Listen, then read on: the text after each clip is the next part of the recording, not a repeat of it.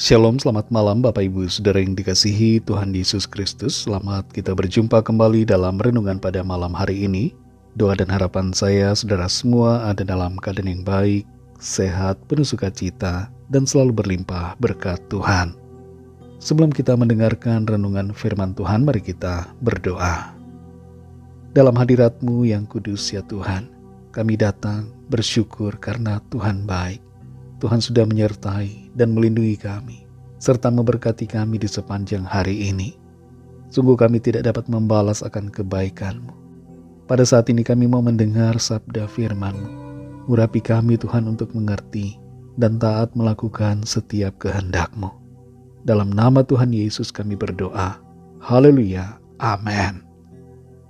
Saudara yang dikasihi Tuhan, ayat renungan kita pada saat ini terdapat dalam Yeremia 29 ayat yang ke-11. Tertulis demikian, sebab aku ini mengetahui rancangan-rancangan apa yang ada padaku mengenai kamu. Demikianlah firman Tuhan, yaitu rancangan damai sejahtera dan bukan rancangan kecelakaan, untuk memberikan kepadamu hari depan yang penuh harapan. Saudara yang dikasihi Tuhan, Gilbert Keith Chesterton, seorang penulis dan apologet, pernah berkata, harapan berarti berharap ketika segala sesuatunya tidak ada harapan, atau ketika segala sesuatu tidak ada kebaikan sama sekali. Selama keadaan benar-benar penuh harapan, selama keadaan dalam situasi baik, harapan hanyalah sanjungan atau basa-basi. Hanya ketika segala sesuatunya tidak ada harapan, barulah harapan mulai menjadi kekuatan. Kalau kita memperhatikan kehidupan di dunia ini, maka kita akan menyadari bahwa semua yang nampak sekarang akan hilang lenyap dan binasa. Tidak mengherankan bahwa Raja Salomo dalam kitab Pengkhotbah mengatakan bahwa segala sesuatu adalah sia-sia. Kesia-siaan ini sama artinya dengan ketiadaan harapan. Tapi pandangan tentang ketiadaan harapan ini akan berubah saat kita memandang kepada janji Tuhan yang sifatnya kekal.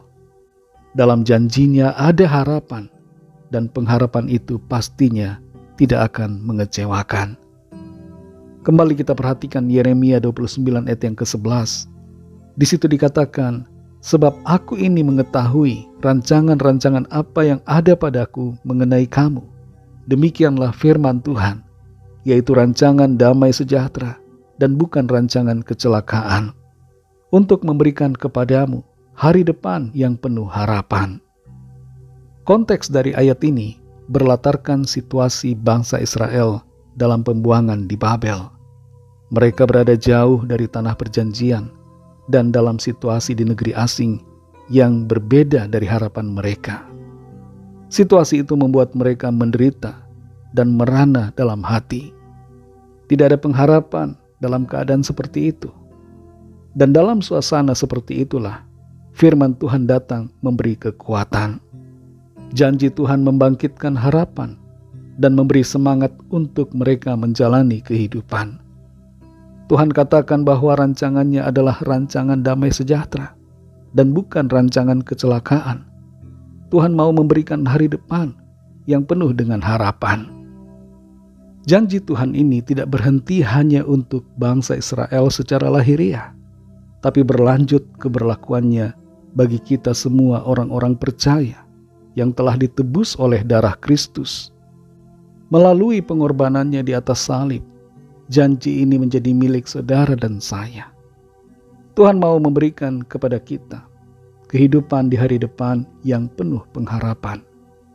Secara kekekalan, ini berbicara tentang kehidupan di dalam surga bersama Tuhan.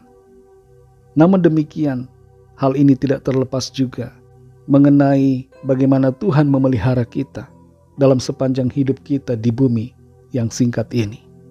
Namun penekanan yang perlu kita sadari dan yang kepadanya kita taruhkan pengharapan kita adalah kehidupan yang kekal bersama dengan Tuhan.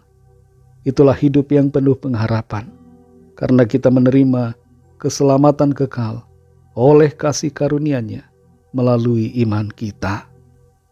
Saudara yang dikasihi Tuhan, malam ini tidurlah dalam pengharapan akan janji Tuhan yang pasti, bahwa Dia memberikan kepada kita hari depan, hari esok, masa depan yang penuh harapan, yaitu suatu kehidupan yang penuh kebahagiaan dan sukacita bersama Tuhan dalam kerajaan-Nya yang abadi dan tidak tergoyahkan.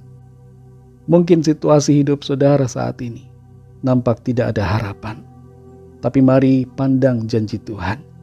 Ada harapan buat saudara, ada harapan buat masa depanmu, ada harapan di hari esokmu, sebab Tuhan hidup dan Dia memberikan kita pertolongan, jawaban, jalan keluar, dan mujizat yang ajaib. Harapan di dalam Tuhan Yesus bukanlah harapan yang kosong, tapi harapan yang pasti yang akan termanifestasikan dalam sepanjang hidup kita, baik di bumi ini dan di sorga yang kekal nanti. Mari kita berdoa.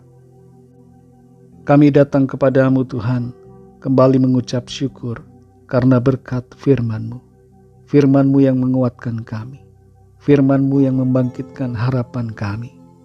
Di tengah-tengah situasi dunia yang nampak tidak ada pengharapan, kami punya pengharapan di dalam Engkau Tuhan Yesus. Pengharapan kami hanya di dalam-Mu. Pengharapan kami bersumber daripada-Mu. Tolong kami untuk menyadari akan hal ini, sehingga kami tidak menggantungkan harapan kami pada hal-hal sementara yang ada di dunia ini, supaya kami tidak kecewa, kami tidak putus asa, tapi kami selalu bersemangat untuk menjalani kehidupan ini di dalam kuasa dan kasih-Mu Tuhan. Kami bersyukur karena kami punya pengharapan di dalam Engkau Tuhan Yesus. Engkau menjamin hidup kami di bumi ini, dan Engkau menjamin hidup kami di sorga yang kekal nanti. Terpujilah nama-Mu. Berkati kami semua ya Tuhan di sepanjang malam ini. Dalam istirahat kami, berikan kami tidur yang nyenyak, dan bangunkan kembali dengan kekuatan baru untuk kami pakai memuliakan nama Tuhan. Kami berdoa membawa setiap pergumulan kami masing-masing. Biarlah tangan Tuhan melawat setiap kami, memberikan jalan keluar, dan menyatakan mujizat-Mu bagi kami. Tuhan, jamah setiap hati yang putus asa saat ini, supaya kembali bangkit bersemangat. Dan semua pikiran negatif Tuhan jauhkan, gantikan dengan pikiran positif, yaitu pikiran yang berdasarkan iman dan pengharapan di dalam Engkau. Terima kasih Tuhan, kami serahkan semua ke dalam tangan kasih-Mu. Berkat-Mu atas bangsa dan negara kami, berkat-Mu atas semua bangsa di dunia ini, berkat-Mu atas kami gereja-Mu, dan atas keluarga kami masing-masing. Segala puji hormat syukur hanya bagi nama-Mu. Dalam nama-Mu yang kudus, nama Tuhan Yesus Kristus, kami sudah berdoa dan mengucap syukur. Haleluya. Terimalah berkat Tuhan. Tuhan memberkati engkau dan melindungi engkau. Tuhan menyinari engkau dengan wajah-Nya dan memberikan kasih karunia. Tuhan menghadapkan wajah-Nya kepadamu dan memberikan damai sejahtera. Berkat anugerah dari Bapa Sorgawi, kasih karunia dari Tuhan Yesus Kristus, dalam persekutuan dengan Roh Kudus, menyertai kita semua, sekarang ini dan sampai Maranatha Tuhan Yesus datang kembali, dan bahkan sampai selama-lamanya.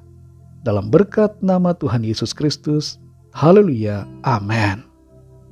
Puji Tuhan, saudara yang dikasih Tuhan, saya percaya firman Tuhan menjadi berkat dan kekuatan buat saudara semua, dan Roh Kudus akan menolong saudara untuk lebih lagi memahami kebenaran firman Tuhan. Tuhan Yesus memberkati saudara semua. Sampai jumpa dalam renungan yang berikutnya. Haleluya.